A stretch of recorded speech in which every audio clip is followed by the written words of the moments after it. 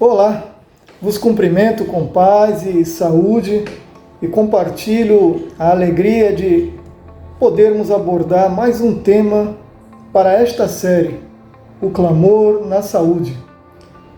E nesta apresentação analisaremos assuntos que muitos podem ser levados a pensar que não lhes diz respeito ou que não lhes seja de interesse, já que imagino que as pessoas que entrarão em contato com esta mensagem não fazem uso, e eu assim espero que jamais o façam, de nenhum tipo de substâncias consideradas entorpecentes, que é basicamente o tema deste vídeo.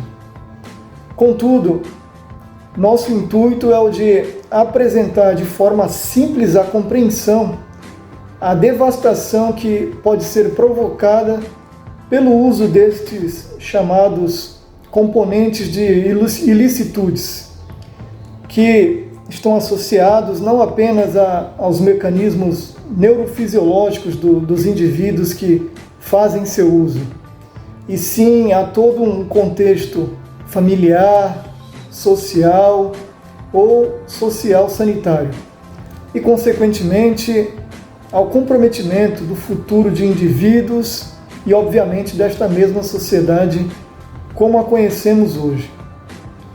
E é exatamente aí que estas questões devem, ou ao menos deveriam, nos suscitar interesse.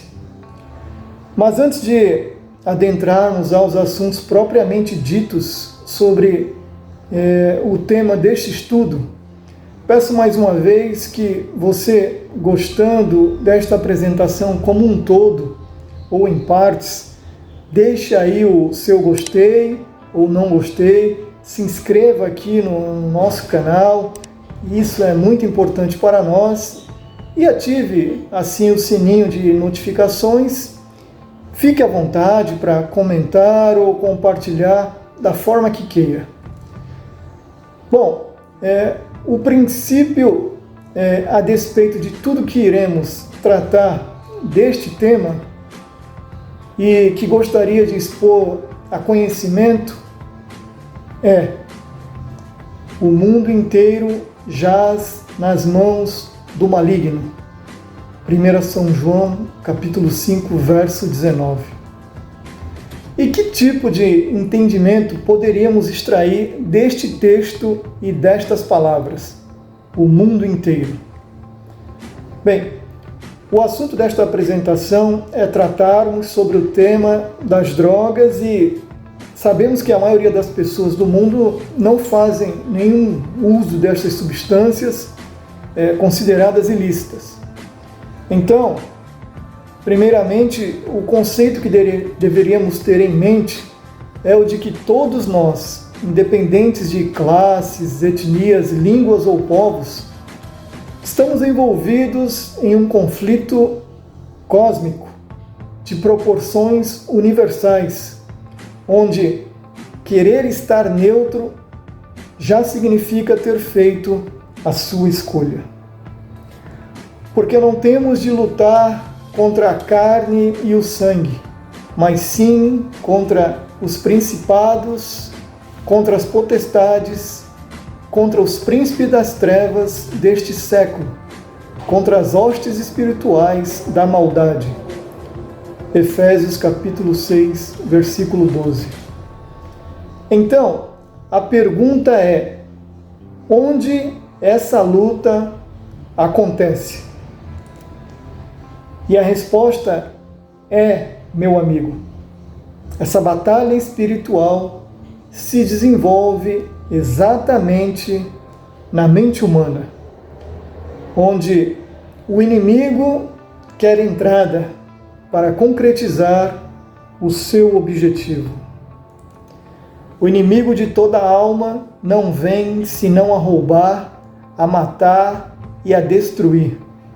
Eu vim para que tenham vida e a tenham com abundância. São João capítulo 10, versículo 10.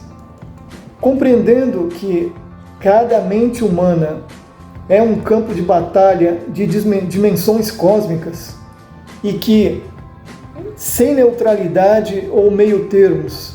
Nossas escolhas definirão de que lado nos posicionamos e como decidiremos nossos destinos eternos, já que, conforme as Escrituras, só temos esta vida para decidirmos onde passaremos a eternidade. Porque aos homens está ordenado morrerem uma única vez, vindo depois disto o juízo. Hebreus capítulo 9, verso 27. Conhecedores desta verdade, precisamos saber como não sermos arrastados pelo inimigo, que vem pelejar diante de nós no campo de nossa mente, e vem com grande fúria para matar e destruir, querendo levar o maior número possível a perecer. Sede sóbrios, vigiai, porque o diabo, vosso adversário, anda em derredor, bramando como leão, buscando a quem possa tragar. 1 São Pedro, capítulo 5, versículo 8.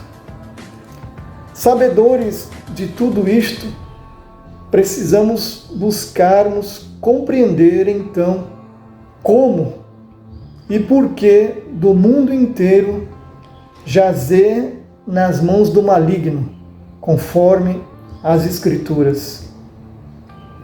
Sabemos que somos de Deus e que o mundo todo está sob o poder do maligno. 1 São João, capítulo 5, 19. Bem, meus amigos, podemos dizer da mente humana apenas aquilo que nos foi revelado e que nos fora permitido conhecer através das Escrituras e das ciências, ou seja, um mínimo, simplesmente porque esse é um campo comparativamente insondável à própria mente humana. Enganoso é o coração mais do que todas as coisas, e desesperadamente corrupto. Quem o conhecerá? Eu, o Senhor, esquadrinho o coração, eu provo os pensamentos, e isto para dar a cada um segundo o seu proceder, segundo o fruto das suas ações. Jeremias capítulo 17, versículo 9 e 10. Obviamente, o texto bíblico aqui não se refere ao órgão cardíaco muscular, e sim ao coração ou fonte dos processamentos humanos, nossa mente. Por isso, embora se conheça o mínimo deste pequeno e grandioso universo de informações particular de cada um de nós, é de se aplaudir de pé aqueles que se dedicam e se aprofundam nos inúmeros conceitos concernentes à neurociência médica. Por quê? Porque essas pessoas dedicam anos de suas vidas ao profundo estudo desse nosso campo, pequeno campo de tamanha complexidade. E nós aqui, nesta apresentação, iremos buscar mostrar um pouco do quanto somos suscetíveis às estratégias que o inimigo de toda a alma utiliza para nos enredar nas suas armadilhas, no próprio campo de nossas mentes. Para tanto, deveríamos compreender minimamente aquilo que se pode conhecer sobre o funcionamento e comportamento de nosso sistema neurológico ou nossas atividades cerebrais e suas consequentes ações sobre nossas atitudes e decisões.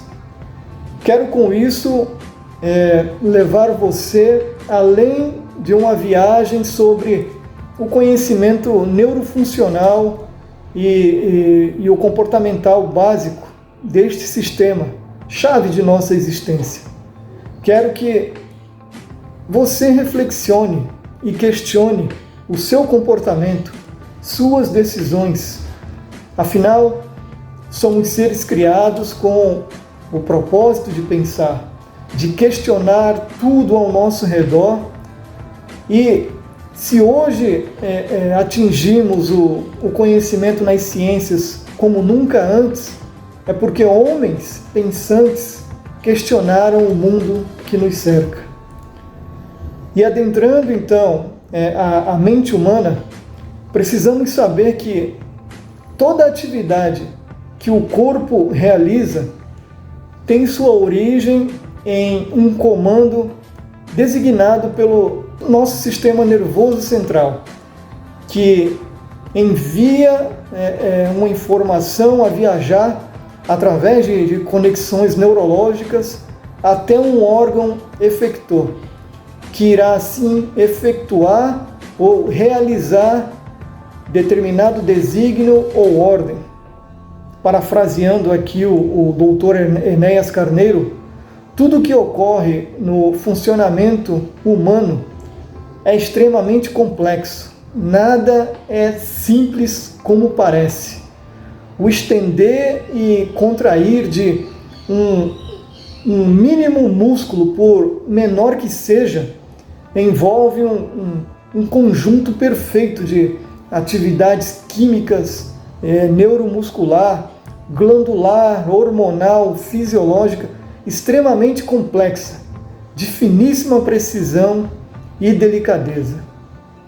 De modo que, só por isso, somente por pensar isso, por compreender isso, somente analisando o que se pode conhecer dos mecanismos involucrados no estender e contrair do dedo mínimo, seria, por si só, impossível afirmar que não existe um Criador e arquiteto supremo de todas essas coisas.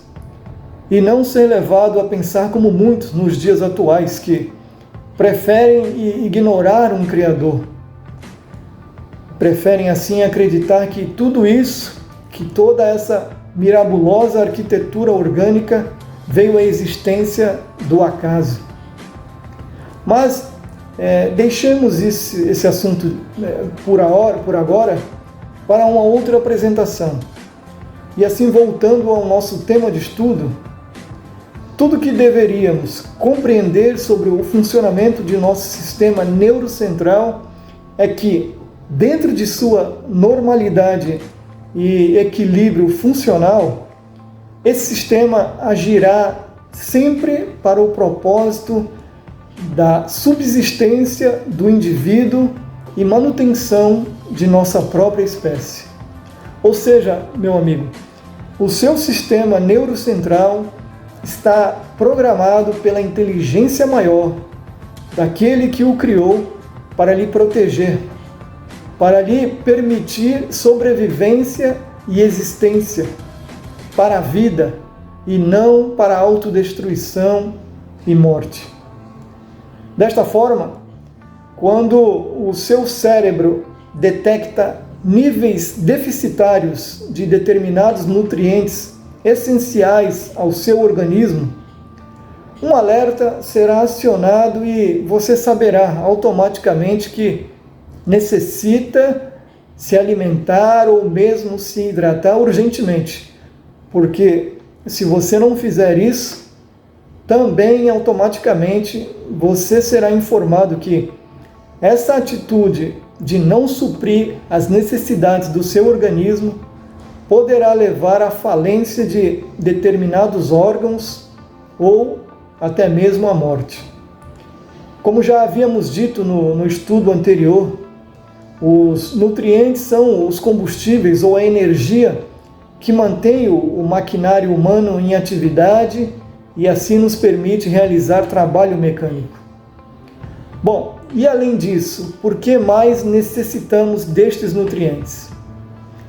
Então, além de nos manter vivos e ativos, os alimentos permitem liberar através de nossos neurônios uma cascata ou enxurrada de componentes químicos chamados neurotransmissores. que podem ser vários e de diversas formas, com distintas finalidades. Porém, o que nos interessa nesta apresentação é o neurotransmissor que conhecemos como dopamina. Exatamente o componente que irá transmitir ao organismo a sensação de prazer, de satisfação e agradabilidade.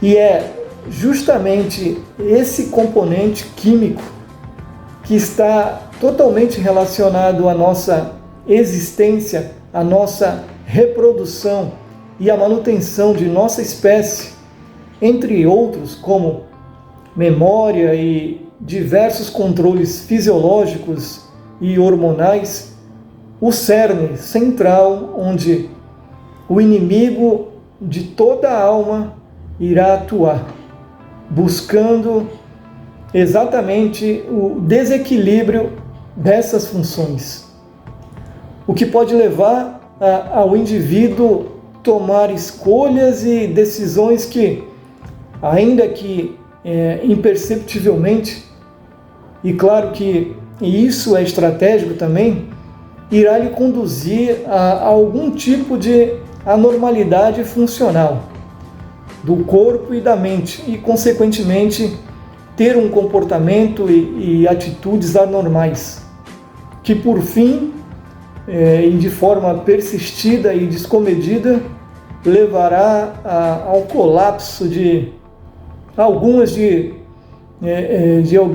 suas funções mais vitais ou até mesmo de maneira generalizada. Bem, dito tudo isto, e agora que você já possui uma noção básica destes fatos, vamos buscar exemplificar melhor esse mecanismo de uma forma simplificada. Um exemplo simples é o fato de você comer uma comida saborosa e isso lhe trazer satisfação e prazer. Ou aqueles momentos em uma relação conjugal, onde sua mente lhe condiciona a buscar e repetir essas realizações, justamente por ativação de um mecanismo de sobrevivência da espécie, o que, como já dito, lhe liberará dopamina.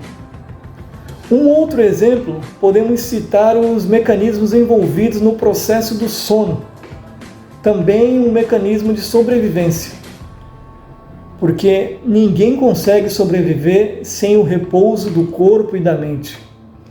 E é exatamente quando repousamos que o sistema cerebral irá realizar atividades neuroquímicas, fisiológicas que permitem a liberação de substâncias que nos proporcionam prazer e a satisfação do sono, como a serotonina e a melatonina. Hormônios naturais que também, assim como a dopamina, são neurotransmissores ou chamados também de mensageiros químicos, relacionados com nosso ciclo circadiano ou nossos ciclos de sono e vigília, e também de humor. E assim como a dopamina, se liberado em excesso, são extremamente dopantes. Todos nós, obviamente, já ouvimos ou proferimos o termo bêbado de sono. Pois bem, também, obviamente, você já deve ter presenciado uma criança que não consegue se manter acordada porque o sono lhe domina completamente e ela perde os sentidos. Isso primeiramente acontece porque a criança necessita dormir muito mais do que os adultos. E por que isso?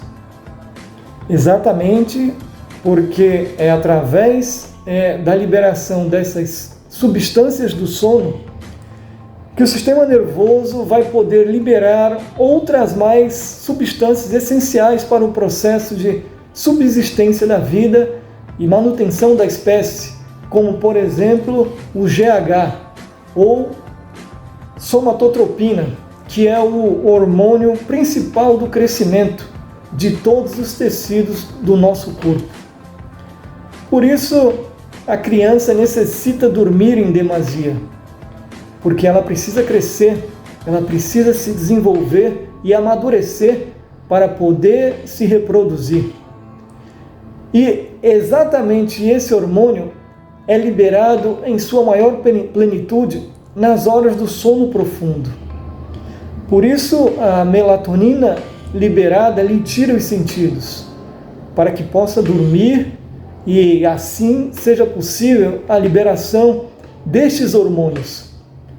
Tudo é extremamente complexo e miraculoso e maravilhoso, meus amigos, se bem estudado e compreendido. Mas isso acontece somente com as crianças? Não. Vejam esse homem num ponto de ônibus. Ele está totalmente dopado pela serotonina. Ele perde os sentidos a ponto de cair quase de cara no chão. E por que isso acontece? Já que ele não necessita crescer como uma criança necessita. Sim, ele necessita a todo instante que suas células se reproduzam e substituam outras células que se degeneram e outras mais que renovam-se naturalmente. Por isso, ele necessita dormir. Ele necessita do GH e outras mais substâncias necessárias liberadas através dos neurônios e células cerebrais, exatamente no período do sono. E tantas outras funções mais fisiológicas, que o sono nos proporciona, além do repouso necessário. Por isso, ele está dopado naturalmente. Você nunca dormiu num banco de ônibus e passou do local de desembarque? Você nunca cochilou um pouco mais e perdeu o horário de uma atividade? Eu já, várias vezes. Agora eu pergunto, você acha que uma pessoa dopada de sono tem condições de dirigir um veículo por uma rodovia? Você consegue compreender quantas tragédias em nosso país e mundo afora foram causadas por motoristas dopados pelas substâncias produzidas pela mente? Meu amigo, eu já me vi cochilando, guiando uma motocicleta. A mistura de sono, melatonina em excesso, frio e agasalho quase me fez subir o meio-fio de uma via. Isso mesmo com o barulho e trepidação da moto. Imagine dentro de um cockpit de um veículo quentinho, numa noite fria, numa estrada escura, ouvindo uma música tranquila, suave. Isso só potencializa a efetivação dessas substâncias no seu organismo. E qual é o objetivo dessas substâncias? Simplesmente tirar os seus sentidos, fazer você dormir, para poder assim liberar outras substâncias mais que só será possível efetivamente nos momentos do sono mais profundo. O poder do sono na mente humana é absurdamente poderosíssimo. Bem, eu realizei toda essa explanação para que compreendamos minimamente que o que determina as consequências que nos sobrevêm e sobrevirá à vida e nos posiciona nesse conflito cósmico entre o bem e o mal, entre a aniquilação e a eternidade, é exatamente como nossa mente decidirá cada escolha que fazemos.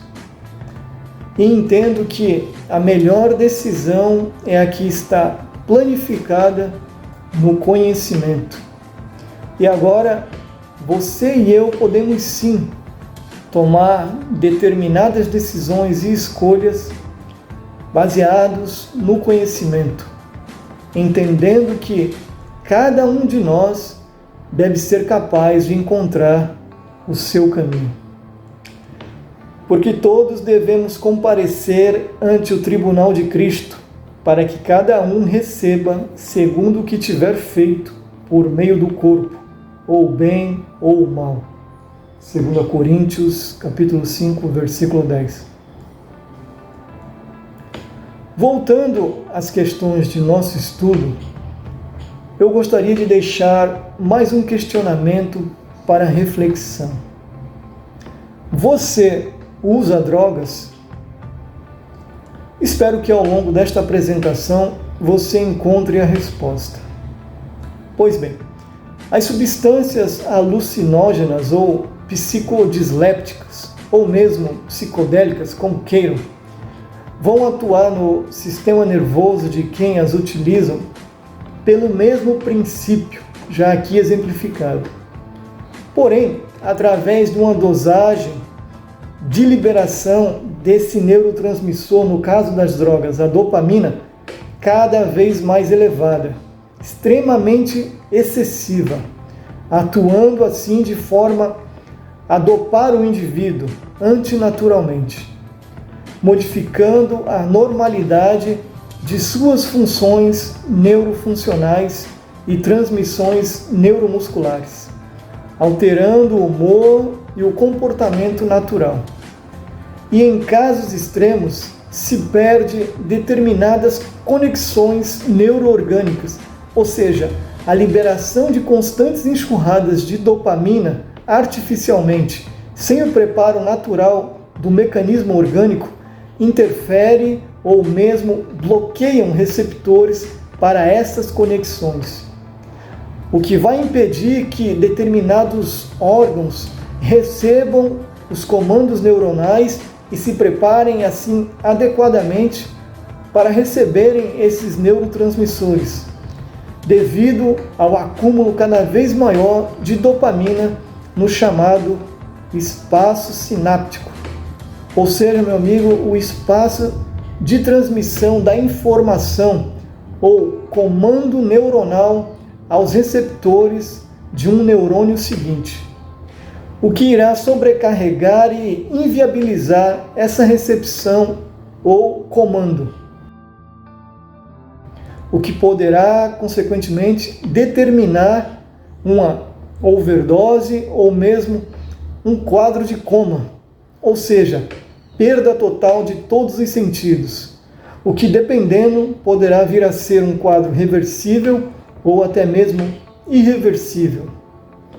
Exemplificando, imagine uma via de circulação de veículos extremamente congestionada, onde a maioria dos veículos querem adentrar ou acessar essa via ao mesmo tempo.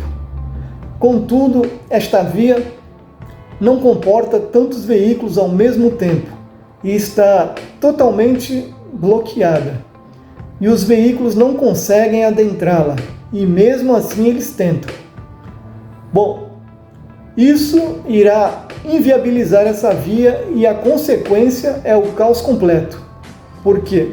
Isso irá automaticamente transcorrer para outras vias adjacentes de fluxo veicular, congestionando vias paralelas, enfim, travando todo um sistema de locomoção. Assim ocorre com as vias de transmissões neurológicas através do excesso de dopamina nestes espaços sinápticos. Então vamos lá. Já que entendemos esse processo, precisamos conceituar o que quer dizer drogas. De novo, vamos recorrer à nossa querida OMS, que, apesar de sua política que deixa muito a desejar, ainda é a autoridade reconhecida mundialmente em questões de saúde. E assim está definido. Segundo a Organização Mundial de Saúde, OMS, droga é qualquer substância não produzida pelo organismo, que pode atuar sobre o sistema nervoso central, provocando alterações no seu funcionamento. Eu acho essa uma excelente definição. Então podemos concluir que tudo aquilo que altera o nosso intelecto antinaturalmente, de uma forma ou outra, branda ou extrema, é considerado droga. Ou seja, meu amigo, tudo aquilo que irá levar o sistema nervoso a liberar dopamina de forma que não seja para ativar o mecanismo de sobrevivência da espécie, ou de forma antinatural, que dope a mente e o corpo e determine um funcionamento anormal do organismo, como um todo. Isso é droga. E aí não importa se determinada sociedade definirá, através de suas políticas adotadas, se é droga lícita ou ilícita. Assim está definido como droga. E a escolha entre uma e outra droga dependerá tão somente do posicionamento de nossa mente, baseado em nosso conhecimento ou nosso rechaço ao próprio conhecimento, de que a droga objetiva atuar em combate contra o nosso próprio corpo, nos definhando física, moral e mentalmente, até a nossa total falência. Mas vamos conhecer melhor estas questões. Também dentro deste conceito, definimos o que chamamos em nossa cultura social de drogas lícitas e ilícitas. O estudo desta apresentação está, obviamente, voltado para as questões das drogas ilícitas. Mas falaremos, quando necessário for, sobre as também chamadas drogas lícitas. E o que são essas chamadas drogas lícitas? Apenas para termos um teaser do tema de nossa próxima apresentação. São exemplos de drogas lícitas: o tabaco, o álcool e a cafeína, e alguns medicamentos farmacêuticos. Então, baseado nessa definição, podemos estar drogando ou dopando nosso organismo licitamente? Essa é apenas mais uma pergunta jogada no ar para nos questionarmos. Afinal, fomos dotados pelo Criador com a capacidade de pensarmos e questionarmos o mundo que nos envolve. Então, usemos nossa capacidade questionadora para, muitas vezes, questionarmos a nós mesmos, nossas atitudes, nossas decisões e escolhas, já que, por intermédio dessas, definiremos nosso destino eterno, a não ser que já estejamos tão condicionados e conformados com os destinos que este mundo nos impõe, que já perdemos a capacidade de questionar. Lembrem-se do que já abordamos e qual é o campo de batalha onde o inimigo de toda a alma está a atuar. Bom, mas por agora o tema de nosso estudo é as chamadas drogas ilícitas. E o que são? Drogas ilícitas são aquelas que não podem ser produzidas, comercializadas ou utilizadas, havendo proibições descritas em lei. A comercialização desse tipo de droga é considerada crime. São exemplos de drogas ilícitas a maconha, a cocaína e o crack. Sobre essas substâncias, nós não precisamos nos aprofundarmos para concluirmos que são perniciosas à saúde. Contudo, o objetivo deste estudo é também compreendermos que o princípio de ativação neurológica produzido pelas substâncias liberadas por esses entorpecentes é exatamente o mesmo princípio que envolve o mecanismo de satisfação, agradabilidade e recompensa sobre tudo aquilo que nos proporciona prazer naturalmente.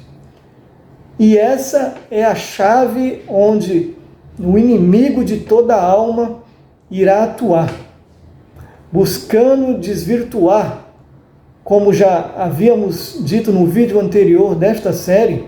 Ele irá utilizar todos os meios possíveis para fazer compreender que o sentido da vida e da existência é a busca pelo prazer supremo. Então, nós que já nascemos e crescemos em um mundo onde essa cultura já está planificada, acabamos nos envolvendo e nos alienando. Nada pode ser mais importante do que a sua satisfação total. Assim nos é dito.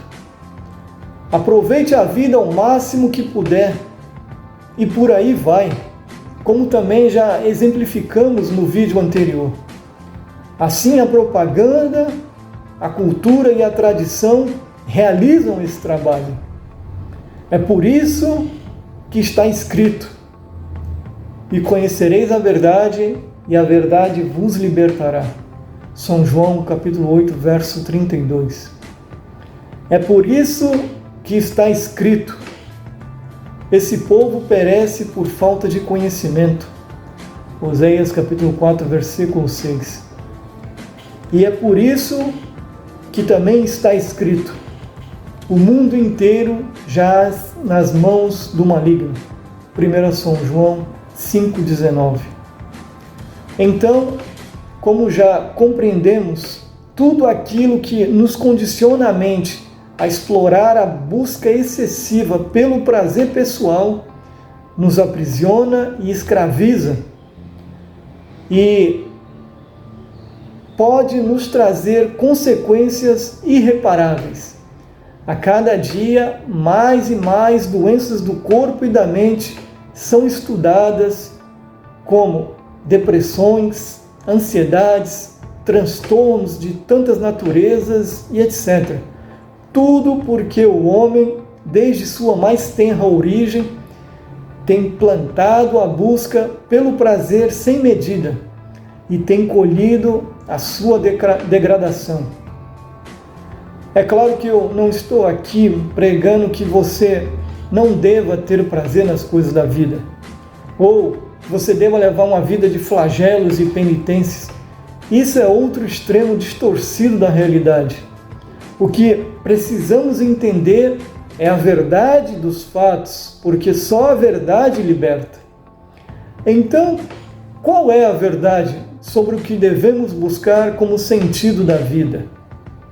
E o propósito deste canal não é expor minha opinião pessoal sobre isso ou aquilo. Este não é um canal de opiniões. O propósito deste canal é trabalharmos aqui para apresentar fatos fundamentados naquilo que se pode credibilizar, como as ciências, a história e, em especial, as escrituras inspiradas. Então, deixemos que as escrituras sagradas nos oriente quanto a isto. Quanto ao mais, irmãos, tudo que é verdadeiro, tudo que é honesto, tudo que é justo, tudo que é puro, tudo que é amável, tudo que é de boa fama, se há alguma virtude e se há algum louvor, isso buscai. Filipenses, capítulo 4, versículo 8. Nestas palavras, meu amigo, há sabedoria. Nestas palavras deveria se encontrar prazer e satisfação plena para a humanidade.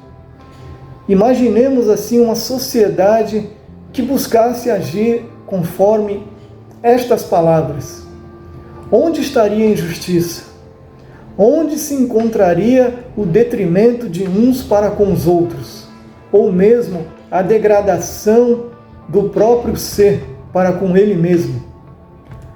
Porque quanto a estas palavras, obviamente, nenhum tipo de drogas, sejam elas ilícitas ou lícitas, podem ser consideradas algo puro, amável ou muito menos de boa fama. simplesmente porque todos esses tipos de substâncias aqui mencionados estão automaticamente associados a enfermidades do corpo e da mente, a tragédias, a homicídios escabrosos, a desgraças de indivíduos, famílias e sociedades inteiras. Da mesma forma também a prostituição, a pornografia, os jogos de azar e todo tipo de vício que busca o despejamento assim de uma enxurrada de prazer ou de dopamina no organismo, tem por característica a degradação das nossas faculdades mentais, morais e, consequentemente, do nosso próprio corpo. Isso porque a busca pelo prazer ou pela dopamina excessiva pode vir a destruir um setor cerebral de nosso encéfalo, chamado hipocampo, onde neste setor se localiza um órgão glandular essencial de nossa existência. Esse órgão tem o controle do equilíbrio de nossas funções fisiológicas, hormonais e tantas outras mais que esse órgão controla. Chamamos esse órgão de hipotálamo. Não vou aqui querer entrar nos conceitos e estudo deste órgão, até porque isso demandaria tempo e não é o tema de nossa apresentação. Contudo, só para exemplificar algumas das funções importantes deste órgão, está o centro de controle da saciedade e da fome. E o que acontece ali? A ação das drogas, seja ela qual for, sua ação de produção excessiva de dopamina no espaço sináptico, limita as transmissões neurológicas a este setor. Então, o indivíduo pode vir a comer demais, pois não possui mais o controle adequado de limitação de sua saciedade, ou passa a não sentir tanta vontade de nutrir o seu organismo, pois o seu cérebro condiciona sua busca tão somente ao prazer da liberação de mais dopamina. E isso vai degradando o corpo humano, levando o viciado à aparência e aspecto de um zumbi mesmo, simplesmente porque ele não nutre o seu corpo, não dorme adequadamente, pois está sempre em noitadas na busca do prazer que a droga lhe pode proporcionar. Então, consequentemente, o organismo não irá produzir adequadamente os hormônios necessários do crescimento, como o GH, ou somatotropina, e outros mais, como já havíamos dito. E o camarada assim definha totalmente, enfraquecendo sua condição imunológica, ficando assim suscetível a qualquer tipo de infecção ou enfermidade que poderá lhe ser fatal. Poderá ser letal para um indivíduo nessas condições, o que necessariamente leva o viciado a ter uma predisposição à morte. O que não precisa ser por ação direta das próprias drogas. Pode vir a ter uma doença qualquer, até mesmo um resfriado, que dependendo de sua situação fisiológica, poderá lhe ser fatal. Além, lógico, da condição social destes indivíduos, marginalizados pela sua condição. Deixo claro aqui que isso não é porque a sociedade assim o rotula, mas sim pelas suas próprias escolhas e decisões. Então, esse indivíduo pode vir a morrer também na mão de um traficante por dívidas de drogas, em confronto ou fuga com a polícia, em um acidente de trânsito, enfim. A droga leva o indivíduo a uma condição de uma possível morte prematura a todo instante. Uma tragédia social completa, onde toda a família sofre com essas decisões erradas desses indivíduos. E toda uma sociedade sofre com a proliferação desses chamados viciados. Movimento Social de São Paulo, de cada 10 viciados abordados, 6 aceitam receber atendimento. A triste realidade dos usuários de droga transforma também a vida das famílias deles. É como se todos adoecessem juntos. O primeiro filho. Que alegria quando Vinícius nasceu, cresceu e com ele os planos dos pais. O sonho que eu tinha para ele que ele fosse um médico, porque meu pai era médico, e um enfermeiro, um farmacêutico, alguma coisa assim que ele pudesse usar um avental branquinho. A realidade desabou sobre a família no dia em que, ainda adolescente, Vinícius escreveu esta carta. Mãe e pai, me desculpa por trair vocês. Quando nós mudamos para Miquelina, eu conheci a cocaína. Me ajude a parar. Preciso de ajuda. Amo vocês. Do pó para o crack não demorou. E nos últimos 14 anos, Sérgio e Solange é que sabem o que foi ter um filho viciado. Ele fazia barracos em lugares assim, em descampado, fogueiras, juntava-se assim, 2, 3, 4, 5 pessoas ia juntando, e aquilo eles iam fazendo uso de droga, muitas vezes a gente até ia buscar, não vinha, corria para o outro lado, e assim, ficava uma pessoa totalmente diferente da pessoa que ele se transformava. Vinícius chegava a ficar dias e dias fora de casa, se mudava para Cracolândia, no centro de São Paulo. Um dia, os pais foram com um grupo da igreja distribuir sopa aos usuários. Quando eu dei de cara com meu filho, foi assim, a pior sensação que eu pude sentir, sabe, de ver, sabe, um zumbi. Na realidade, meu filho era um zumbi e foi um choque. Eu não chorei, eu não gritei, eu não falei nada. Você sobreviveu? Eu sobrevivi. Tive um AVC, mas, para a glória de Deus, eu sobrevivi. O carro que existia na garagem, um dia foi deixado na boca de fumo. Entrando aqui na sala, sobre esse móvel, ficava um aparelho de som. Não existe mais. E as roupas do Vinícius? Vamos no quarto dele. Tá aqui o armário. Eu só abri para encontrar uma única camiseta. Ele trocou todas as peças de roupa por pedras de crack. Há 4 meses, quando foi internado, os pais precisaram comprar todas as roupas de novo. Vinícius não tinha o que vestir. Vinícius havia se transformado num trapo humano. Chegou à clínica assim. Agora, 10 quilos mais gordo, já tem outra aparência. Uma pessoa me falou que eu não poderia internar meu filho involuntariamente. Aí eu disse, só que quando o meu filho tá numa boca de fumo, ou quando o meu filho estiver dentro de um caixão, ninguém vai vir me consolar. Quando a gente internava ele, eu deitava na minha cama, eu dormia. Eu comia, porque eu sabia que ele estava dentro de uma redoma de vidro e que ali ele não iria fazer mal para ninguém e ninguém iria fazer mal para ele. Então eu tinha paz. A mãe que um dia sonhou com o filho médico, hoje alimenta outras esperanças. Tá aí, meu amigo. Isso é apenas a história de luta e tristeza da realidade de uma família apenas, dentre milhões de famílias no Brasil e no mundo. Porque as consequências das drogas, sejam elas lícitas ou não, são piores do que qualquer pandemia que a humanidade já conheceu. As drogas, como um todo, é a degradação da sociedade.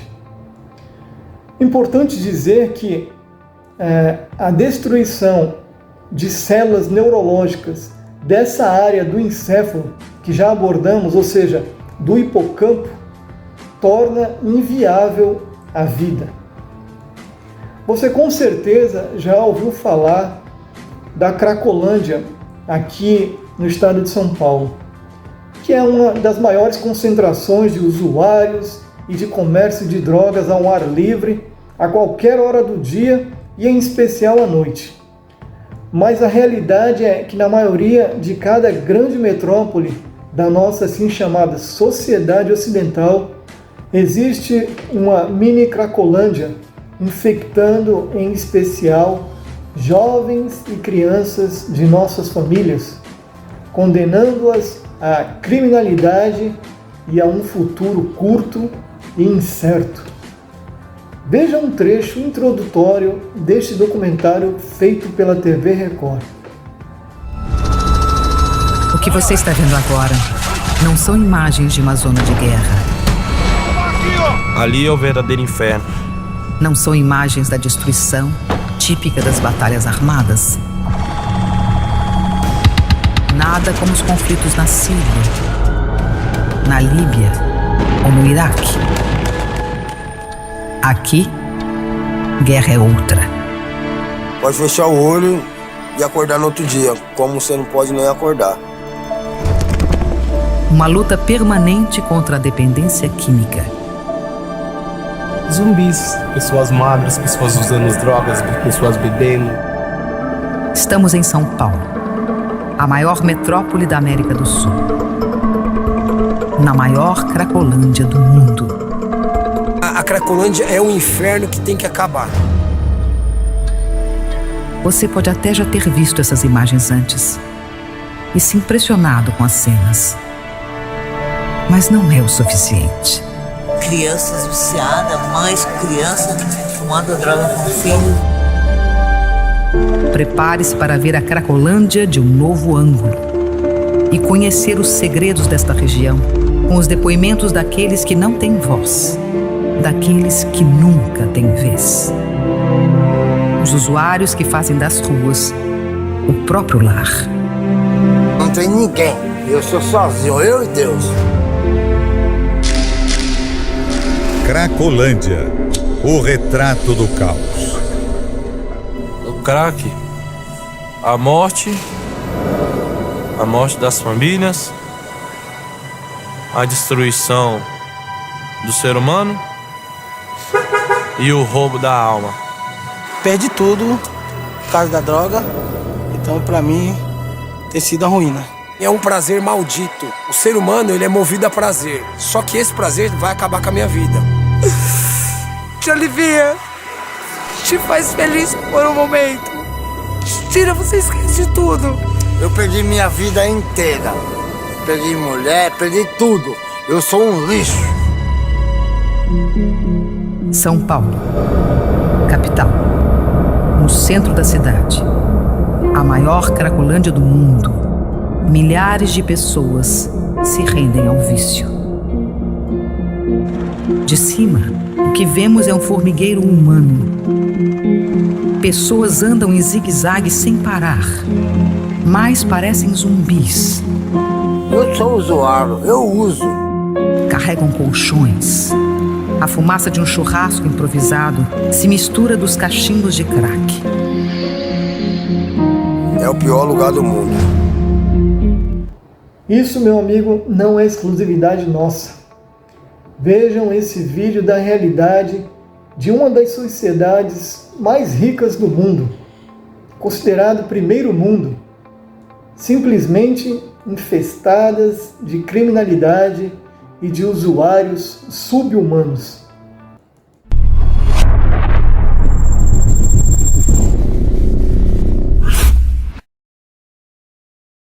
Você provavelmente já ouviu falar ou assistiu a série de zumbi The Walking Dead. Essa série chocante, mas veja no que as drogas estão transformando os Estados Unidos. Quando a pandemia do coronavírus atingiu os americanos, o uso de drogas ilegais aumentou dramaticamente, e isso continuou em 2021. A quantidade de metanfetamina que os agentes da fronteira com o México apreenderam aumentou 9% até agora em 2021, e a quantidade de cocaína que os agentes apreenderam também aumentou 64% nesse ano. Mas o maior aumento foi no tráfico de fentanil. Neste ponto, os agentes da fronteira apreenderam mais de 2,5 mil quilos dessa droga durante os primeiros 5 meses, já ultrapassando o total de todo o ano passado apreendido pela polícia. Para quem não sabe, fentanil é um opioide utilizado como medicação para dor e também pode ser usado juntamente com outros medicamentos para anestesia. Ele chega a ser 100 vezes mais potente que a morfina. Mas ultimamente ele vem sendo usado como droga. E isso tem preocupado muitas autoridades do país. Essa droga está transformando muitas pessoas em zumbis ambulantes. Os grandes cartéis de drogas adoram o fentanil por alguns motivos. Em primeiro lugar, é extremamente barato de fazer e muito fácil de transportá-la por longas distâncias. Em segundo lugar, é extremamente viciante e, por isso, os clientes voltam constantemente para mais. Mas o único problema é que muitos desses clientes não duram muito. Dezenas de milhares de americanos estão morrendo de overdoses de fentanil, e isso se tornou uma grande crise nacional. Grandes hordas de viciados se reúnem em áreas urbanas, onde sabem que poderão conseguir um pouco de fentanil. Uma dessas áreas é a Kensington Avenue, no nordeste da Filadélfia. Este local já está até sendo chamado de The Walking Dead da vida real. Um local obscuro, sujo, violento e cheio de pessoas que parecem mais zumbis do que humanos. Pessoas que gostam de se drogar, e largaram suas famílias, trabalhos e seus lares por causa do vício. Se você chegar a entrar nesse local, vai se deparar com pessoas cambaleando, jogadas no chão e delirando. Esses são os efeitos das muitas drogas usadas por aqui, entre elas o fentanil, que é extremamente viciante. Provavelmente algumas delas que aparecem no vídeo não durarão muito, e isso mostra o perigo das drogas na sociedade. Os agentes da saúde disseram que o governo tem que agir rápido, porque isso já está se espalhando por outras partes do país.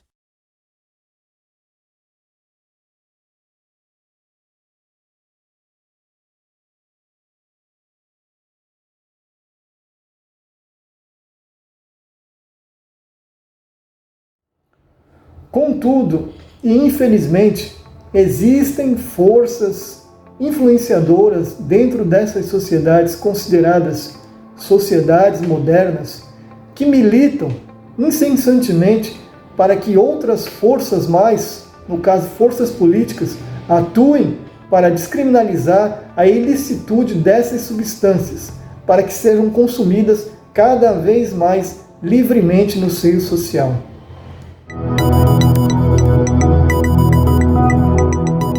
Eu sou super a favor da legalização das drogas e da maconha, para que as pessoas possam ter empresas legalizadas que pagam impostos e que geram empregos, né? Fazendo a maconha e gerando empregos e acabando com essa guerra que só quem ganha é os ricos lá, as milícias, os fulanos, beltrano, e só quem morre é o pobre, do negócio que o povo vai continuar usando do mesmo jeito, entendeu? O povo vai continuar usando do mesmo jeito. Nunca vi Hatch vendendo droga pra ninguém, entendeu? Fuma maconha. Ele fuma maconha, tá fumando aí, de vez em quando ele vai, faz as coisas dele, que não é contra ele, tá tudo certo.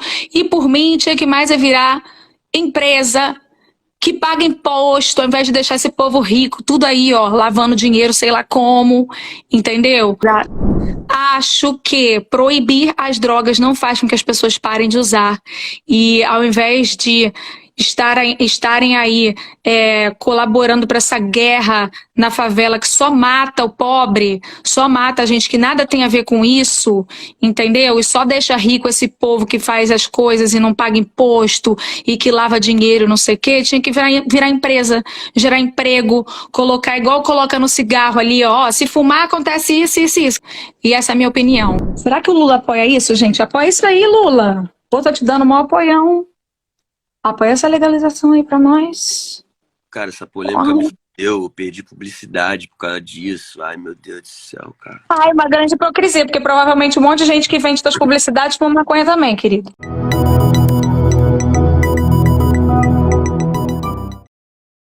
Isso é muito triste. Essa moça possui milhões de seguidores em suas redes sociais. E querendo você ou não, ela, assim como muitos outros mais ditos influenciadores e personalidades da TV, das mídias, das redes, influenciam sim milhares, em especial jovens e até mesmo crianças. É preciso uma reflexão aqui quando falamos de crianças e adolescentes. Está comprovado que a grande maioria dos usuários de drogas iniciaram o vício entre a infância e a adolescência. E que a esmagadora maioria começou com o uso da maconha ou do álcool. Pois bem, o crime social e sanitário irá se instalar exatamente aí, porque além de condicionar o indivíduo ao crime, o que irá acontecer na formação da mente dessas crianças é o que está condenando a sociedade a se tornar uma sociedade criminalizada e imbecilizada. Isso porque o que acontece na mente humana a partir do 4º ou 6º mês de gestação é o chamado processo de mielinização. O que chega a ser esse processo? Pois bem, o que ocorre é que os neurônios são células de transmissões de informação, tal como, imaginemos um fio bem fininho, de transmissão elétrica ou mesmo fios de computadores. Estes fios, eles são cobertos por uma camada de algum tipo de material que os envolve e os isola. Isso é claro que tem um propósito. Qual é esse propósito? Justamente é levar a informação ou a transmissão elétrica mais rapidamente. Da mesma forma, funciona as conexões neurológicas. A mielinização é o processo que envolve os axônios de células neurológicas por meio da bainha de mielina, ou seja, meu amigo, uma camada de lípidos isolante, exatamente para um isolamento e, assim, consequente rapidez nas transmissões dos impulsos nervosos e a consequente informação ou comando neuronal a um determinado órgão efector. Agora, você pode imaginar o fio mais fino que você já visualizou? Muito bem. Os axônios e dendritas neurológicos possuem uma espessura entre 10 a 100 micrômetros, somente vista por microscópio especializado. São cerca de 200 bilhões de conexões neurológicas na mente humana, segundo especialistas. Então, o processo de mielinização, que como já exemplificamos, é um processo de isolamento destas terminações para a potencialização de seu funcionamento. Se inicia assim entre o 4º e o 6º mês de gestação e somente, vejam bem, somente será concluído no indivíduo entre 24 ou 25 anos de idade. Então, basicamente o que ocorre é que as substâncias dopantes, como a maconha e o álcool, irá prejudicar de forma acentuada esse processo no indivíduo, na mente do indivíduo, condenando sua infância, adolescência e adultez a possuir uma desatenção e desmotivação crônica. Então, o indivíduo ou o cidadão não reflexiona bem, não sente a necessidade de pensar, de raciocinar, e isso leva a uma consequente inatividade de células neuronais, e assim o indivíduo terá um raciocínio curto e reflexos pouco desenvolvido, ou seja, será um camarada lento nas tomadas de decisões. Então, meu amigo, será que você consegue compreender a essa altura o campo em que a humanidade está a brincar? Estamos deturpando e alterando um campo incrivelmente sensível em sua complexidade. Muitos assim perdem o controle sobre funções cognitivas sensoriais como o equilíbrio, a atenção e a memória, e funções motoras essenciais como o exemplo, o controle da saliva, ou mesmo de conexões neuromusculares, entre outros. Isso porque as células neuronais, a diferença de outras células do nosso corpo, não se conhece com domínio, não se sabe se existe um processo de regeneração neuronal. Muitos cientistas defendem que essas células não podem se regenerar. Ou seja, o indivíduo, segundo esses especialistas, nascem e permanecerão com seu complexo neuronal até a morte. E se no decorrer do processo da vida essas células forem danadas, o indivíduo permanece com seu problema acarretado para sempre. Isso porque, segundo especialistas, os neurônios não possuem centríolos.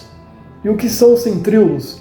Uma organela celular dentro do complexo celular das células, encarregada nos processos de mitose celular, ou seja, de multiplicação celular, como outras células ou órgãos do corpo humano. Contudo, há estudos que diferem e assim alegam ser possível sim a regeneração neuronal, mostrando assim que, na verdade, não existe certa unanimidade na ciência, como muitos assim alegam. Muito pelo contrário, existe sim muita divergência na ciência. Como já disse, a mente humana é um campo extremamente complexo e deveríamos buscar preservá-lo cada vez mais e melhor. Então, a degradação causada é de certa maneira ainda desconhecida. Certo apenas é que é grande a destruição neste campo. Isso, claro, analisando problemas causados somente no sistema nervoso. Não adentramos aqui em tratos orgânicos como pulmões, o que já havíamos discorrido bastante no vídeo anterior. Se você não pôde ver, convido você a assistir no link ao final desta apresentação. Além também, claro, de outros sistemas orgânicos importantes como o fígado, rins. Aliás, em nossa próxima apresentação, aplicaremos nosso estudo sobre as consequências de nossas escolhas, em especial sobre estes órgãos. Além, claro, dos problemas coronários, vasculares, entre outros, consequência do uso destes produtos psicodélicos. Enfim, meus amigos, está desenhada a tragédia social desta e das demais gerações. Aliás, é bom não esquecermos que somos influenciados e influenciamos constantemente aqueles que nos cercam. Então, tomemos cuidado com nossas atitudes, palavras, escolhas e decisões. Eu fico refletindo sobre a posição que estas pessoas defendem. O que realmente elas querem? Querem transformar a sociedade numa coletividade doente? Nós vivemos problemas sociais, criminológicos e sanitários jamais visto com essa quantidade de usuários existente hoje em nosso meio. Hoje somos uma sociedade reféns do crime organizado. Agora você imagine a maioria esmagadora das pessoas utilizando drogas indiscriminadamente, como essas pessoas querem. Que tipo de equilíbrio social poderia existir em uma sociedade assim? Obviamente, essa sociedade não duraria muito, se degradaria rapidamente. Agora, vejam as consequências que essa moça almeja para seu filho ou sua filha. Veja sua condição subhumana pós-consumo. No último domingo, Anitta se tornou um dos assuntos mais falados do Twitter, por ter sido a primeira brasileira a ganhar uma estatueta do MTV Video Music Awards, que é considerado um dos prêmios mais importantes da indústria musical mundial. Após vencer a categoria de melhor clipe latino com Envolver, a cantora foi comemorar em uma festa privada, onde ficou completamente transtornada. Um vídeo que circula nas redes sociais mostra Anitta supostamente em outra dimensão, um tanto travada e com a pupila dilatada. Internautas, ao verem a cena, afirmaram que a cantora estava extremamente drogada. Vale ressaltar que drogas como LSD, êxtase e cocaína são as mais usadas em festa, que também possuem o efeito de dilatar a pupila. Até o momento a cantora não se manifestou sobre a polêmica que está sendo bastante discutida nas redes sociais.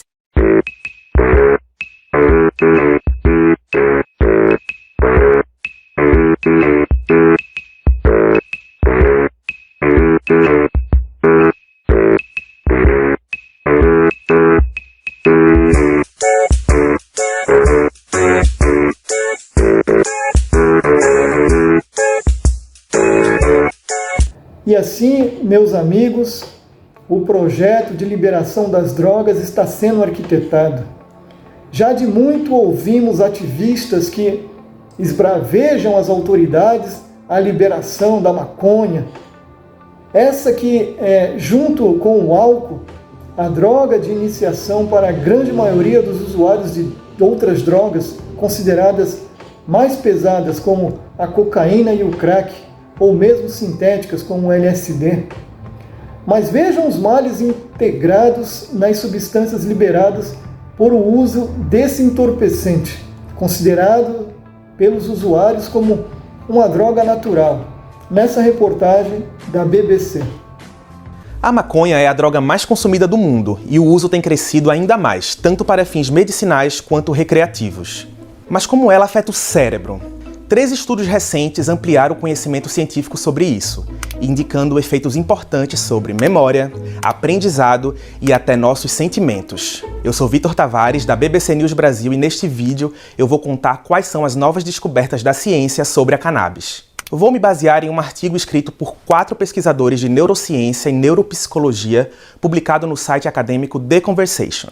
A gente publicou uma versão em português no nosso site, eu vou deixar o link aqui na descrição embaixo. O Relatório Mundial de Drogas da ONU estima que cerca de 200 milhões de pessoas entre 15 e 64 anos usaram maconha ao menos uma vez em 2019. Isso não leva em conta o uso medicinal da droga. A maioria dos usuários era adolescentes e jovens adultos cujos cérebros ainda estão em desenvolvimento. Ou seja, é neles que a maconha pode ter mais impacto no longo prazo. O mesmo relatório da ONU mostra que, ao menos na Europa e nos Estados Unidos, a maconha ficou mais potente, mas cresceu entre os adolescentes de lá a sensação de que a maconha não trazia muitos riscos. Só que não é bem isso que os pesquisadores de Cambridge e Fudan perceberam. O tetrahidrocanabiol, ou THC, é o principal composto psicoativo da cannabis. Ele age sobre receptores muito presentes nas áreas pré-frontais e límbicas do cérebro. Essas áreas estão envolvidas na sensação de recompensa e de motivação. Esses receptores regulam substâncias químicas importantes, como a dopamina, o ácido gama-aminobutírico, ou GABA, e o glutamato. A dopamina é um neurotransmissor feito pelo cérebro que tem um papel em muitas funções do corpo, como a memória, o movimento, a motivação, o humor e até a capacidade de atenção. A dopamina também é parte do nosso sistema de recompensas. Quando estamos fazendo algo prazeroso, o cérebro libera a dopamina, que gera a sensação de bem-estar. E como a maconha influencia isso? Em um dos estudos, os pesquisadores testaram a cognição de 39 pessoas com o chamado transtorno por uso de cannabis. Esse transtorno afeta cerca de 10% dos usuários de maconha e é caracterizado pelo desejo persistente de usar a droga e por interrupções constantes em atividades do dia a dia, como o trabalho e o estudo. Em comparação com um grupo de pessoas que nunca ou raramente usavam cannabis, as pessoas com o transtorno se saíram bem pior em teste de memória. As funções executivas, ou seja, o conjunto de habilidades que ajudam a gente no aprendizado e na regulação das nossas emoções, também foram afetadas negativamente entre quem usava a maconha com muita intensidade. E a idade também tem um peso. Quanto mais jovens, mais as suas funções executivas eram prejudicadas pela droga. Eles tendiam a tomar decisões mais arriscadas ou apresentavam mais dificuldade de planejamento. A maioria dos estudos foi realizada com homens, mas os pesquisadores dizem que já se sabe que alguns efeitos são diferentes nas mulheres. Enquanto a memória dos usuários do sexo masculino era mais fraca para reconhecer visualmente as coisas, as mulheres apresentavam mais problemas relacionados à atenção e a funções executivas.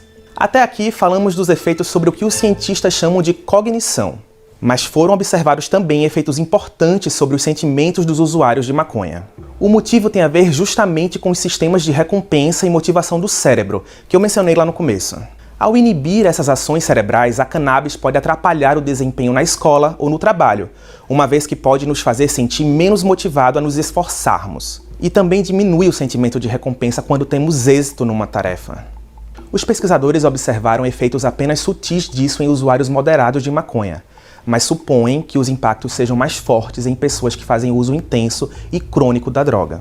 Por fim, os cientistas citam evidências de que a cannabis pode levar a problemas de saúde mental. Ela está relacionada em adolescentes a mais apatia e a chamada anedonia, que é a incapacidade de sentir prazer. Esse efeito foi particularmente visto em jovens já vulneráveis a problemas de saúde mental e que passaram por um período difícil durante os lockdowns da pandemia de Covid, segundo uma das pesquisas. O uso de maconha durante a adolescência também foi apontado como um fator de risco para o desenvolvimento de experiências psicóticas e de esquizofrenia. Um estudo mostrou que o uso de cannabis aumenta moderadamente o risco de sintomas psicóticos em jovens, mas tem um efeito muito mais forte naqueles com predisposição para a psicose. Os pesquisadores ainda não sabem por que a cannabis está ligada a episódios psicóticos. O efeito da droga sobre a dopamina e o glutamato é uma possível explicação.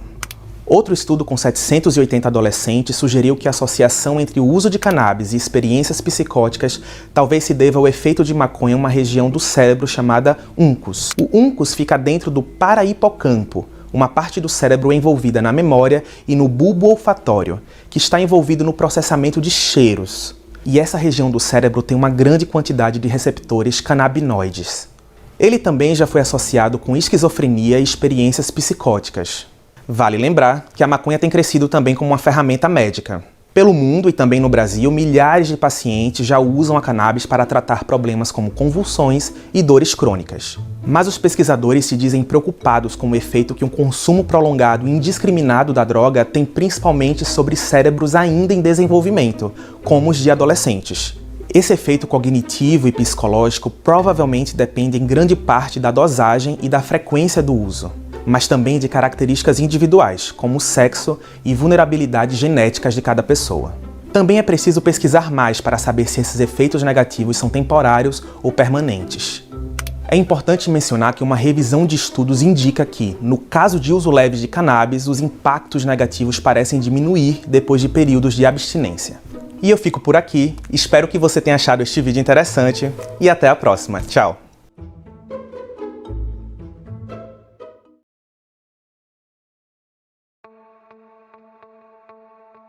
Livros foram escritos, músicas foram compostas.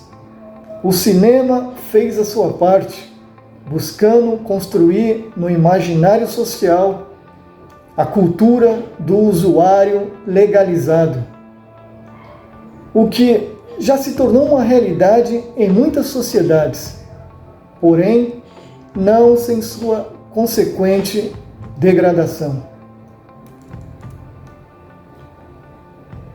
É importante lembrar que, segundo a ciência, não existem doses seguras de substâncias consideradas drogas, sejam elas de qual natureza forem, sejam lícitas ou ilícitas. E assim como no passado, nos Estados Unidos da América, quando descriminalizaram e legalizaram o consumo de álcool, hoje já não falam mais em legalização da maconha. Já queimaram essa etapa. Agora, eles falam abertamente da liberação de drogas, ou seja, sem nomenclaturar nenhuma. E o perigo maior é que quem mais dispara esse discurso é exatamente quem hoje tem o poder para decretá-lo, ou seja, o poder político e os tribunais superiores do nosso judiciário. Como é que a gente vai tratar a questão de droga nesse país? Como é que a gente vai tratar? Vai continuar tratando como se fosse um caso de polícia? A gente vai ver jovens, meninos, negros e meninas da periferia, porque é encontrada com baseado, é presa e fica 2 anos sem ter alguém para ir lá liberar essa criança? A gente vai continuar?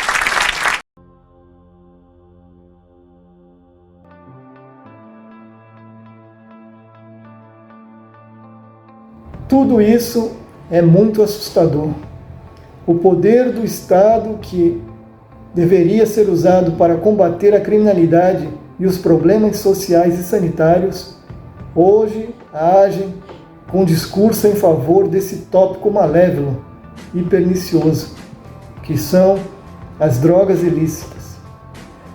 Um dos maiores tipos de cânceres do tecido social, que corrói a vida e futuro de crianças, jovens e adultos em todas as classes. E você, assim como eu, podemos perguntar: o que leva uma pessoa considerada pessoa de bem, em sua sã consciência, a militar em favor de uma causa como essa? A resposta que poderíamos encontrar rapidamente seria a que contextualizamos, né? Ou seja, a resposta seria a contextualização do texto bíblico já aqui exposto. O mundo jaz nas mãos do maligno. Sim, meus amigos, isso é obra do maligno, introduzir e normatizar no seio social algo tão danoso que não deveria sequer existir, muito menos ser difundido e defendido. A humanidade, infelizmente, se precipita num caminho de morte. Lembra do texto bíblico de Deuteronômio, de que falamos exaustivamente no nosso tema anterior, a despeito dos dois caminhos, o da vida, o da morte, e o conselho de Deus para nós? Olha, escolhe, pois, a vida. Os céus e a terra tomo hoje por testemunha contra vós, de que te tenho proposto a vida e a morte, a bênção e a maldição. Escolhe, pois, a vida para que vivas, tu e a tua descendência. Deuteronômio capítulo 30, versículo 19. É fascinante o quão grandioso é a sabedoria que se pode extrair do texto sagrado. Mas a humanidade, lamentavelmente, está percorrendo o caminho de morte. Porque escolher o caminho das drogas é escolher o caminho das trevas, o caminho da morte. E hoje, pessoas ricas, famosas e poderosas estão difundindo isso para toda uma sociedade se precipitar nesse caminho. Deixa eu fazer aqui um exercício de reflexão junto a você.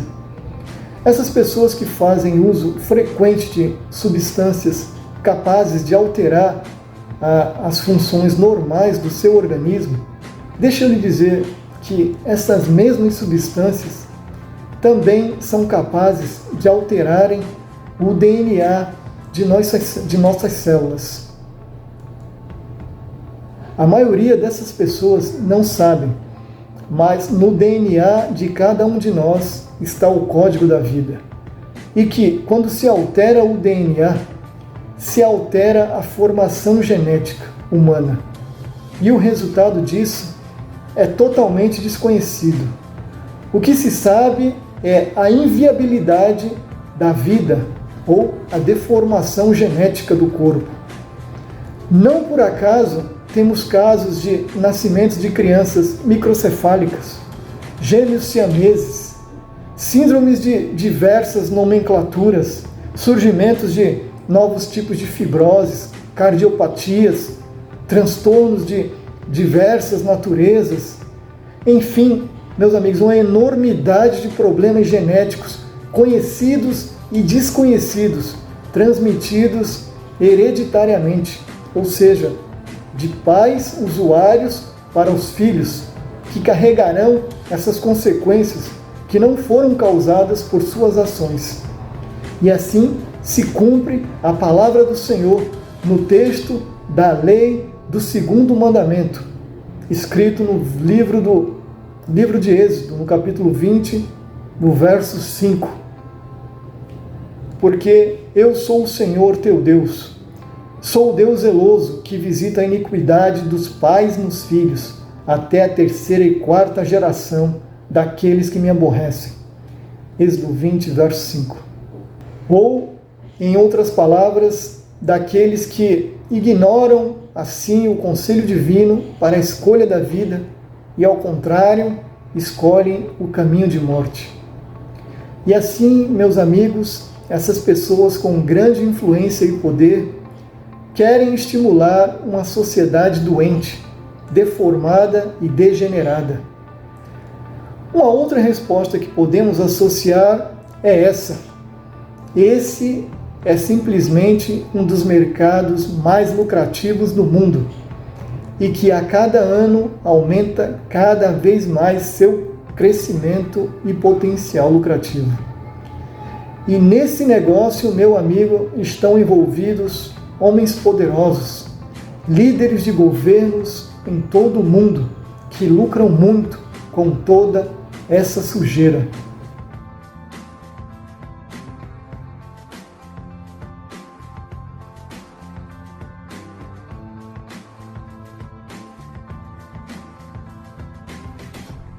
Então, na verdade, se maqueia muito o combate a esse espectro da sociedade.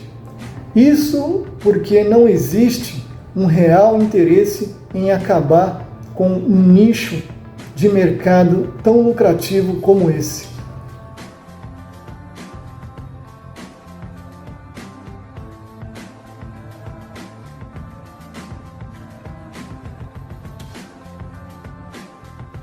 É melhor, assim, encontrar um meio de torná-lo legal. Isso, no começo, poderá ser trabalhoso, atrair protestos, indignação popular. Mas, aos poucos, a sociedade vai aceitando e sancionando. A sociedade normatiza tudo.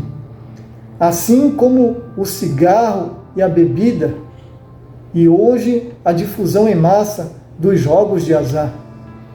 E aí, eu peço que você faça um exercício de reflexão sobre quem, meu amigo, realmente você acha que fala por intermédio destas pessoas. Quem realmente controla essas ações no mundo? O objetivo do inimigo é claro e está sendo consumado, meu amigo. Cabe a nós sermos sóbrios e vigiarmos.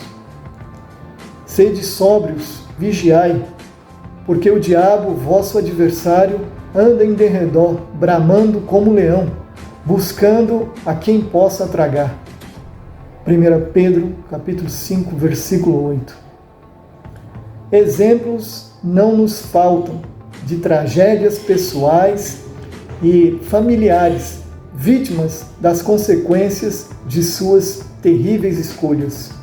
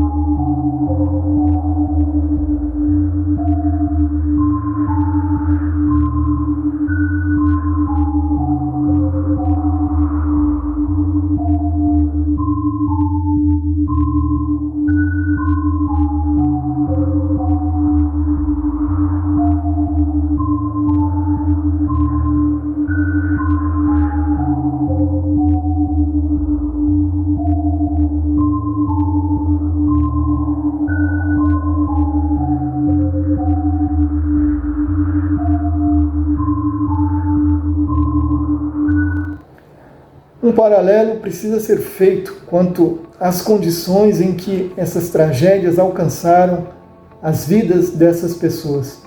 Na maioria desses casos, essas pessoas não foram vítimas diretamente de substâncias psicodélicas ilícitas, mas sim também do uso excessivo e indiscriminado de medicamentos farmacêuticos de diversas composições, como tranquilizantes, relaxantes neuromusculares, analgésicos, remédios para dormir, entre outros. sempre combinados com doses excessivas de álcool, também em suas diversas formas, o que, assim, obviamente, constitui uma verdadeira bomba relógio que o indivíduo entrega para o organismo desarmar. Se é que estão me entendendo. O que o indivíduo que atua dessa maneira, na verdade, faz, e assim, esdrúxulamente comparando, é como um kamikaze. Está tentando se matar literalmente, arrojando em seu sistema orgânico aquilo que sabe que irá destruí-lo cedo ou tarde. Talvez pelo fato do homem ignorar o conhecimento ou mesmo rechaçá-lo em sua busca pelo prazer supremo ou pela fuga ilusória da realidade. O meu povo perece por falta de conhecimento, porque tu rejeitaste o conhecimento, também eu te rejeitei. Oséias, capítulo 4, versículo 6. E chegando ao fim, meus amigos, quero deixar vocês em boa companhia com a doutora Vanessa Novaes, a quem a acompanho em seu canal no YouTube. Ela é doutora especialista em neurociência e convido também você a conhecer seu canal e suas redes sociais, se você tem interesse por este tema. Ela irá, de uma forma mais direta e simplificada, evidenciar tudo aquilo que explanamos nesta apresentação.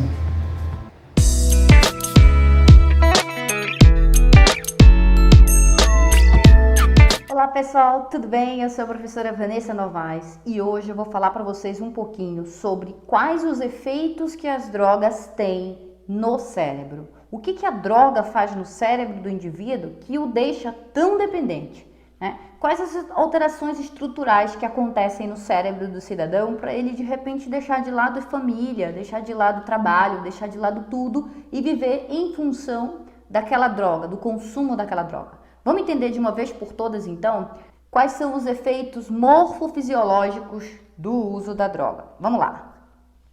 Primeira coisa, antes de eu falar dos efeitos da droga, a gente tem que entender como que os neurônios se comunicam. Eu já falei isso em algumas aulas aqui no canal, mas eu vou resumir aqui para vocês, ó. Então aqui a gente tem um neurônio. O neurônio, ele tem uma região que é o final do neurônio, aqui está mostrando, é o terminal axonal. E no final desse neurônio a gente tem vesículas contendo neurotransmissores. E aqui a gente tem um outro neurônio recebendo essa informação. A gente chama isso de sinapse. É a comunicação entre um neurônio e outro. Essa comunicação, ela pode acontecer por meio de moléculas químicas, chamadas de neurotransmissores. Então, os neurônios produzem neurotransmissores e secretam esses neurotransmissores na fenda sináptica, que é essa região aqui, e esse neurotransmissor vai se ligar a um receptor no outro neurônio e assim a comunicação acontece. O neurônio que está antes da sinapse é chamado de neurônio pré-sináptico e o neurônio que está depois da sinapse é o neurônio pós-sináptico. É o neurônio pós-sináptico que recebe um neurotransmissor. Aqui você está tendo um exemplo, ó. O neurotransmissor se liga no receptor, abre o canal do receptor, entra sódio e aí a gente tem uma série de efeitos fisiológicos, eletrofisiológicos acontecendo nesse neurônio pós-sináptico que faz com que a comunicação seja levada de um lado a outro para o sistema nervoso central. E assim funcionam a maioria das conexões entre os neurônios, porque nem todas são dessa forma, tá? Mas a maioria delas sim. Beleza? Muito bem. Uma outra informação que eu quero dar para vocês, e isso é um pré-requisito para que a gente consiga entender o efeito do sistema nervoso central, é a presença desse neurotransmissor no sistema nervoso. Existem vários tipos, mas o tipo que tem a ver com a dependência química é um neurotransmissor específico chamado de dopamina. E o neurônio que produz a dopamina é chamado de neurônio dopaminérgico. Bom, qual é o mecanismo, a circuitaria responsável pela dependência? Vamos lá. Primeiro vamos tirar a dependência da história e vamos falar um pouquinho sobre o que nos faz ser feliz. O que estimula o cérebro, o que faz a gente gostar de uma determinada situação e claro, de forma tendenciosa, nós vamos querer novamente executar a mesma tarefa, o mesmo desempenho para a gente obter as mesmas recompensas. Isso modula o nosso comportamento. Se você se comporta de uma maneira e você recebe uma recompensa por isso, a tendência é o teu cérebro mandar você fazer novamente a mesma tarefa ou o mesmo comportamento. Isso é normal, isso é biológico. E aí a gente tem uma conexão específica no cérebro que está aqui, ó. Existe uma estrutura que não está no cérebro, é chamada de área ventral tegmentar, ou área tegmentar ventral, ATV. O ATV, no ATV, a gente tem... De onde é que está o ATV, professora? O ATV, ele não está no cérebro, ele está no mesencéfalo, logo abaixo do cérebro. E o ATV, ele tem neurônios ali dopaminérgicos, que são os neurônios que produzem a dopamina, como eu falei para vocês. Esses neurônios dopaminérgicos, dentre outros lugares, né? Ele vai para vários lugares, mas pensando no que eu quero falar hoje, que é a dependência, esse neurônio dopaminérgico que nasce no ATV, ele tem o seu terminal axonal aqui no núcleo accumbens. Professora, onde é que está o núcleo accumbens? O núcleo accumbens é o núcleo que está próximo do núcleo da base. Sabe o caudado e o putamen? Lá dos núcleos da base? Do ladinho deles, a gente vai ter o estriado ventral. Eles são o estriado dorsal. Esse aí é o estriado ventral. Acontece que esse neurônio que nasce na área tegmentar ventral libera a dopamina em neurônios no núcleo accumbens, que normalmente a gente costuma chamar de estriado ventral quando a gente fala de ser humano. O accumbens a gente usa mais para ratinhos, né? Para mencionar essa mesma estrutura nos ratos. Mas enfim, aqui é a dopamina, vou botar como DA. Então ele libera a dopamina na fenda sináptica e aqui a gente tem neurônios que têm receptores para essa dopamina. E quando isso acontece, que eu tenho um neurônio liberando dopamina e estimulando outro neurônio lá no núcleo accumbens, nesse momento a gente pode dizer que nós sentimos prazer. Então esse mecanismo é um mecanismo motivacional positivo. Ele vai fazer você sentir vontade de refazer aquele comportamento novamente. Por exemplo, quando você come uma comida deliciosa, você vai ativar esse neurônio da área tegmentar ventral, ele vai liberar dopamina e você vai sentir prazer. Quando alguém te abraça, quando você ganha um prêmio, quando você ganha um aumento, quando seu salário cai na conta, está esperando, contando os minutos, tudo, quando você tem orgasmo, tudo isso vai causar ativação desses neurônios na ATV e eles vão liberar dopamina no núcleo accumbens e esses neurônios pós-sinápticos vão recepcionar essa dopamina e aí a gente vai sentir todos aqueles estímulos excitatórios desse sistema. Beleza? Outra coisa importante é que esses neurônios do ATV também liberam dopamina aqui no córtex pré-frontal. Então ele também tem uma influência numa região do nosso cérebro que é muitas vezes associada ao que a gente chama de razão. Olha só, então nós temos aí esse sistema motivacional, né, de reforço positivo, também influenciando na razão do nosso cérebro. Isso já vai fazer sentido quando a gente falar de drogas. Então vamos simular isso que eu acabei de falar para você, tá? Então vamos aqui imaginar que esse neurônio aqui, ele é um neurônio que nasce na ATV e ele vai se projetar para o núcleo accumbens. Então aqui é o ATV, a área tegmentar ventral, e aqui então a gente tem o neurônio que mora no núcleo accumbens, que quando ativado vai causar uma sensação de bem-estar, uma sensação de euforia, de alegria. Muito bem, e aqui a gente vai liberar dopamina. Então esse neurônio da ATV vai ativar, vai desenvolver o potencial de ação. Aqui dentro a gente tem vesículas contendo moléculas de dopamina, aqui ó, tá? E aí de repente ele vai fazer, claro, ele foi estimulado, então ele vai fazer a liberação de DA, dopamina. Aqui nesse neurônio nós temos receptores para essa dopamina.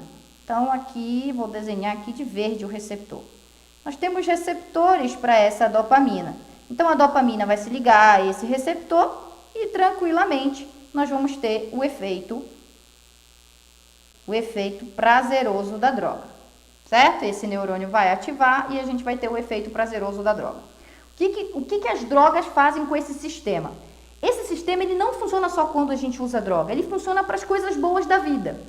Quando você ganha um abraço, quando você recebe um presente de quem você ama, quando você come um alimento que você gosta, quando você tem situações prazerosas da vida. E aí o que acontece é que quando você usa droga, o que vai acontecer é que você vai liberar uma quantidade enorme de dopamina. Uma quantidade tão grande de dopamina que nenhum outro estímulo fisiológico é capaz de causar. E, obviamente, se você libera muita dopamina, obviamente você vai ter muito prazer. Então, o uso da droga é associado àquele prazer naquele momento por conta do excesso de dopamina. E as drogas aumentam a quantidade de dopamina aí de várias formas. Por exemplo, o álcool, a heroína e a nicotina estimulam este neurônio, estimulam o neurônio na ATV e, consequentemente, esse neurônio muito estimulado vai, obviamente, liberar mais dopamina. Já a cocaína e a metanfetamina, elas vão atuar aqui na sinapse. O que elas vão fazer? Numa situação saudável, esse neurônio ele libera dopamina, ele vai ativar no neurônio receptor, o neurônio receptor vai funcionar. E o que resta dessa dopamina aqui na fenda sináptica é colocado de volta no neurônio. O neurônio reutiliza essa dopamina e guarda dentro da vesícula para que haja um novo estímulo. Isso é uma situação normal. A gente chama isso de recaptação. Isso acontece para limpar a fenda sináptica para um novo estímulo, quando ele vem. Isso acontece o tempo todo no nosso cérebro.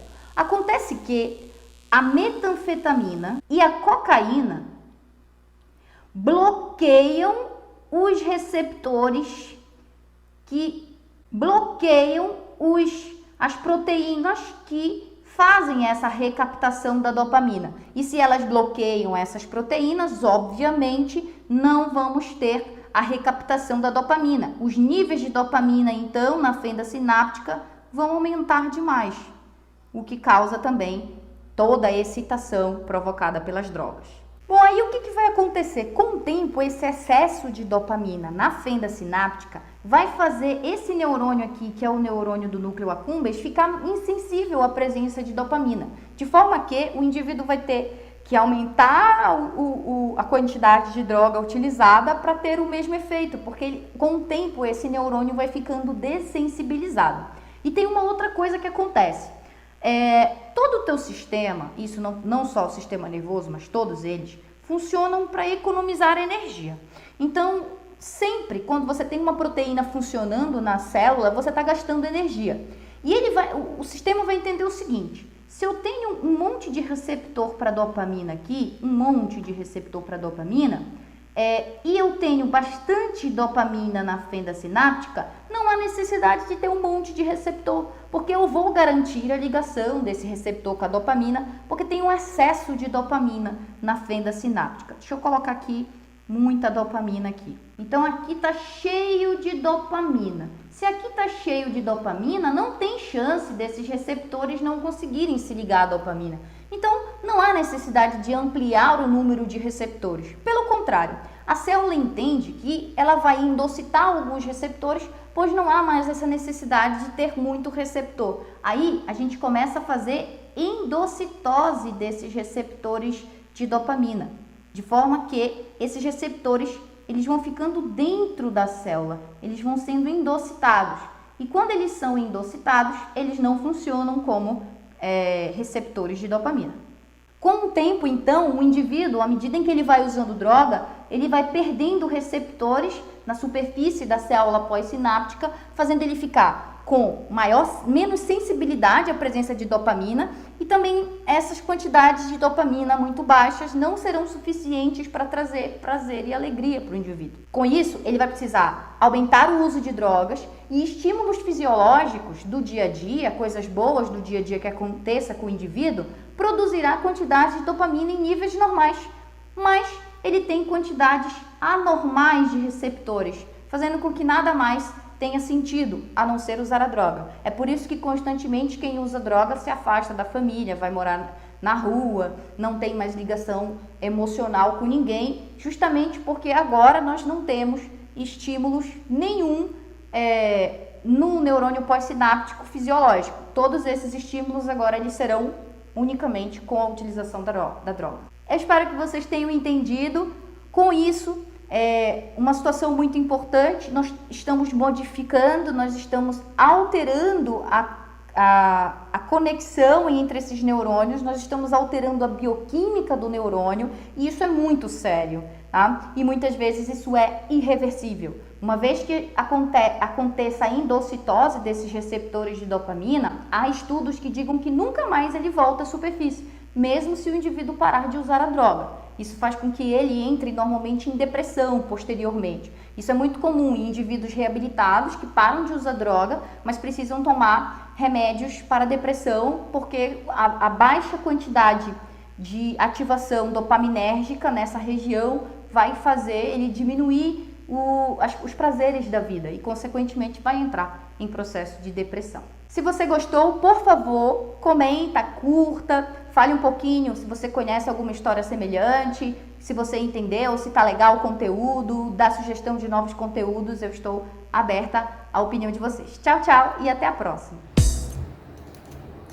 Espero possa tê-lo ajudado a encontrar respostas para muitas das questões aqui abordadas e contribuído para o crescimento de seu conhecimento. E para finalizar, meu amigo, convido você a continuar conosco em nossas próximas apresentações, desejando sempre que o Senhor, meu amigo, lhe abençoe e lhe guarde, que o Senhor atente ao seu mais sincero clamor.